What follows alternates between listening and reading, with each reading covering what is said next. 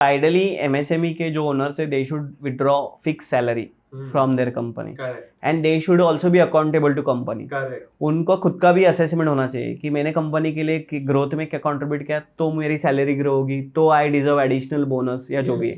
आप बोनस करके निकालो ना साल के एंड में, बट महीने के किसी भी, जैसे आपने बोला कभी भी निकाल लिया पैसा। हाँ, मतलब मन किया हमने पैसा निकाले, कुछ खर्चे किए, पर्सनल एक्सपेंस किया, जो भी किया। So that discipline is lacking, and that indiscipline basically will cause for financial troubles. So Omkar, coming to MSME, what government schemes and subsidies are available for MSME, especially in the finance and infrastructure domain? Correct. So very good question, and बहुत कम awareness है again इसके बारे में.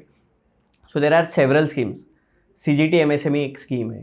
Okay. So it is only specifically giving you funds without collateral.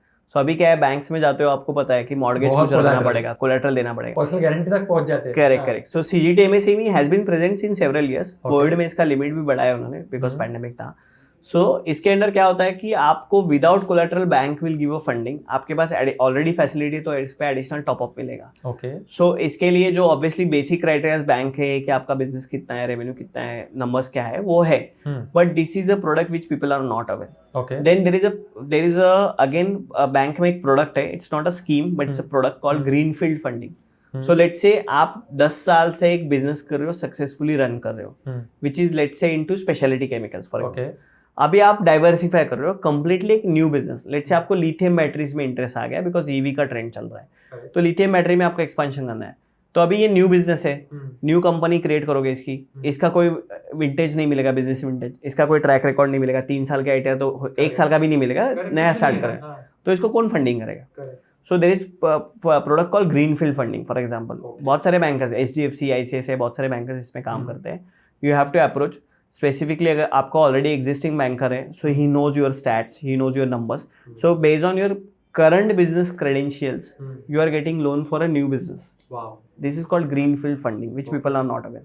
Then there is lot of scheme like प्रधानमंत्री employ guarantee scheme है, जहाँ पे अलग अलग मैन्युफैक्चरिंग के, ऑटोमोटिव वगैरह, इनको 15 to 35% का सब्सिडी मिलता है ऑन इन्वेस्टमेंट इन टेक्नोलॉजी। ठीक है। Then there are credit link capital subsidies है, जिसपे अगेन 15 to 35% का सब्सिडीज है। There are so many schemes. इसके लिए एक ना MSME संपर्क करके एक पोर्टल है, lot of people don't know this. तो there is a portal called champion.gov.in.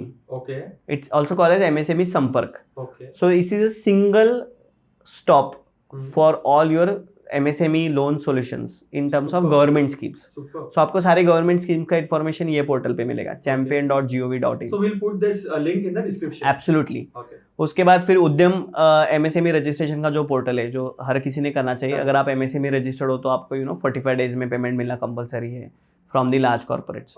सो ये जो पोर्टल है, इस पे भी बहुत सारी MSME लोन सब्सिडीज की इन्फॉर्मेशन है, and the link is given to apply कि कहाँ पे जाके अप्लाई करना है, जो भी स्कीम्स है कहाँ पे जाके आप अप्लाई कर सकते हो सब्सिडीज के लिए। So all this information is there. So government ने काफ़ी टेक्नोलॉजी एडवांसमेंट इसमें डिप्लॉय किया है, आपके लिए इन्फॉर्मेशन है एक जगह पे। So again, if you have right consultant, right CFOs at your office, they can guide you on this part. Correct. So this can be very, very helpful.